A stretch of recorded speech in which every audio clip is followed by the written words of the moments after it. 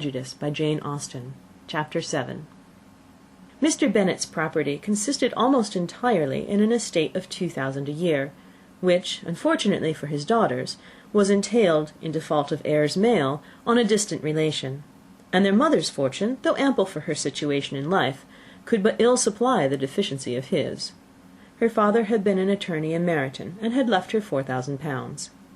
She had a sister married to a Mr. Phillips, who had been a clerk to their father and succeeded him in the business, and a brother settled in London in a respectable line of trade. The village of Longbourn was only 1 mile from Meryton, a most convenient distance for the young ladies, who were usually tempted thither 3 or 4 times a week, to pay their duty to their aunt and to a milliner's shop just over the way.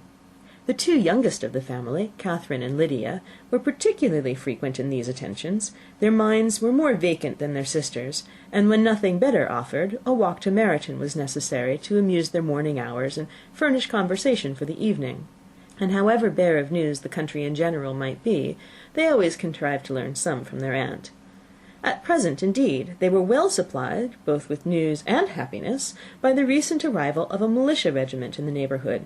It was to remain the whole winter, and Meryton was the headquarters. Their visits to Mrs. Phillips were now productive of the most interesting intelligence. Every day added something to their knowledge of the officers' names and connections. Their lodgings were not long a secret, and at length they began to know the officers themselves. Mr. Phillips visited them all, and this opened to his nieces a store of felicity unknown before. They could talk of nothing but officers, and Mr. Bingley's large fortune, the mention of which gave animation to their mother, was worthless in their eyes when opposed to the regimentals of an ensign. After listening one morning to their effusions on this subject, Mr. Bennet coolly observed, "From all that I can collect by your manner of talking, you must be 2 of the silliest girls in the country.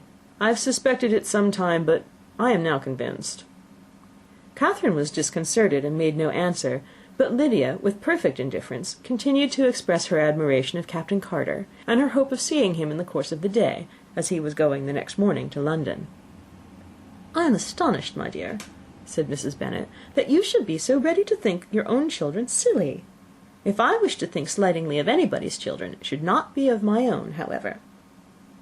If my children are silly, I must hope to be always sensible of it." "Yes, but as it happens, they are all of them very clever." "This is the only point, I flatter myself, on which we do not agree.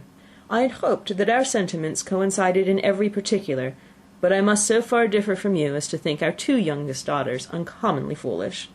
"My dear Mr. Bennet, you must not expect such girls to have the sense of their father and mother. When they get to our age, I dare say they will not think about officers any more than we do. I remember the time when I liked a red coat myself very well, and indeed I still do at my heart; and if a smart young colonel with 5,000 or 6,000 a year should want one of my girls, I shall not say nay to him. And I thought Colonel Forster looked very becoming the other night at Sir William's in his regimentals." "Mamma," cried Lydia, "my aunt says that Colonel Forster and Captain Carter do not go so often to Miss Watson's as they did when they first came. She sees them now very often standing in Clark's library."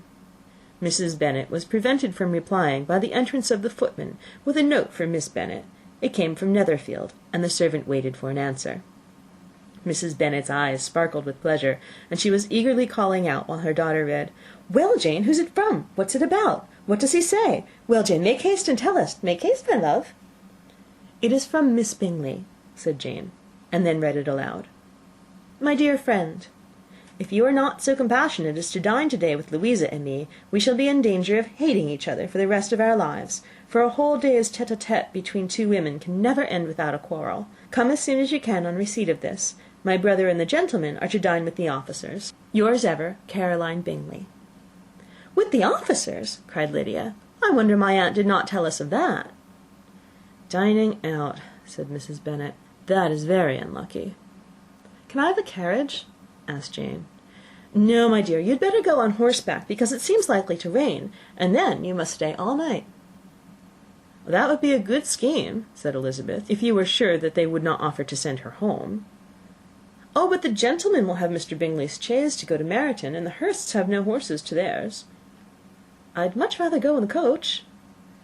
"But, my dear, your father cannot spare the horses, I'm sure. They're wanted in the farm, Mr. Bennet, are they not?" They're wanted in the farm much oftener than I can get them." "But if you've got them to-day," said Elizabeth, "my mother's purpose will be answered." She did at last extort from her father an acknowledgment that the horses were engaged. Jane was therefore obliged to go on horseback, and her mother attended her to the door with many cheerful prognostics of a bad day. Her hopes were answered. Jane had not been gone long before it rained hard. Her sisters were uneasy for her, but her mother was delighted.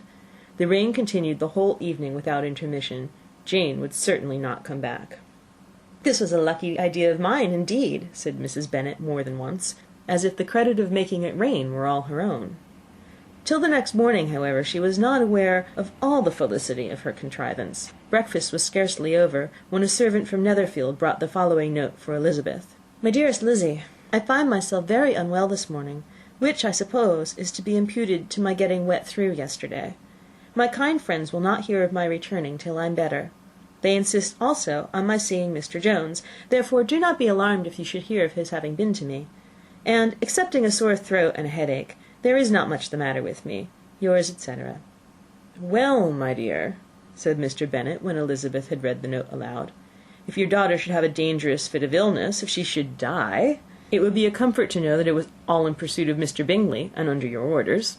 "Oh, I'm not afraid of her dying. People do not die of little trifling colds. She'll be taken good care of. As long as she stays there, it is all very well. I would go and see her if I could have the carriage." Elizabeth, feeling really anxious, was determined to go to her, though the carriage was not to be had, and as she was no horsewoman, walking was her only alternative. She declared her resolution. "How can you be so silly," cried her mother, "as to think of such a thing in all this dirt? You will not be fit to be seen when you get there." "I shall be very fit to see Jane, which is all I want." "Is this a hint to me, Lizzie," said her father, "to send for the horses?" "No, indeed, I do not wish to avoid the walk. The distance is nothing when one has a motive, only 3 miles. I shall be back by dinner." "I admire the activity of your benevolence," observed Mary, "but every impulse of feeling should be guided by reason, and, in my opinion, exertion should always be in proportion to what is required." "We will go as far as Meryton with you," said Catherine and Lydia. Elizabeth accepted their company, and the 3 young ladies set off together. "If we make haste," said Lydia, as they walked along, "perhaps we may see something of Captain Carter before he goes." In Meryton they parted. The 2 youngest repaired to the lodgings of one of the officers' wives, and Elizabeth continued her walk alone, crossing field after field at a quick pace, jumping over stiles and springing over puddles with impatient activity, and finding herself at last within view of the house, with weary ankles, dirty stockings, and a face glowing with the warmth of exercise. She was shown into the breakfast parlour, where all but Jane were assembled, and where her appearance created a great deal of surprise. That she should have walked 3 miles so early in the day, in such dirty weather, and by herself, was almost incredible to Mrs. Hurst and Miss Bingley, and Elizabeth was convinced that they held her in contempt for it. She was received, however, very politely by them, and in their brother's manners there was something better than politeness. There was good humour and kindness.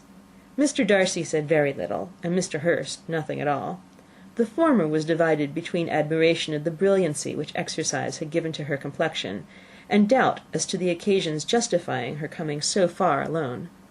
The latter was thinking only of his breakfast. Her inquiries after her sister were not very favourably answered. Miss Bennet had slept ill, and though up, was feverish, and not well enough to leave her room.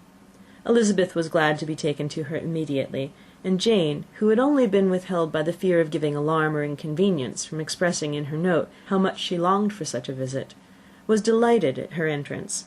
She was not equal, however, to much conversation, and when Miss Bingley left them together, could attempt little besides expressions of gratitude for the extraordinary kindness she was treated with.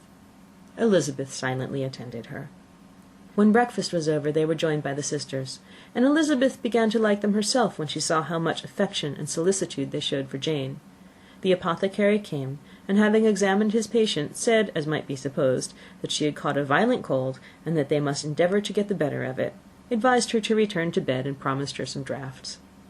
The advice was followed readily, for the feverish symptoms increased, and her head ached acutely. Elizabeth did not quit her room for a moment, nor were the other ladies often absent. The gentlemen being out, they had, in fact, nothing to do elsewhere. When the clock struck 3, Elizabeth felt that she must go, and very unwillingly said so. Miss Bingley offered her the carriage, and she only wanted a little pressing to accept it, when Jane testified such concern in parting with her, that Miss Bingley was obliged to convert the offer of the chaise to an invitation to remain at Netherfield for the present. Elizabeth most thankfully consented, and a servant was dispatched to Longbourn to acquaint the family with her stay, and bring back a supply of clothes. End of Chapter 7. Read by Krista McQuillan, Tokyo, Japan, November 7th, 2005.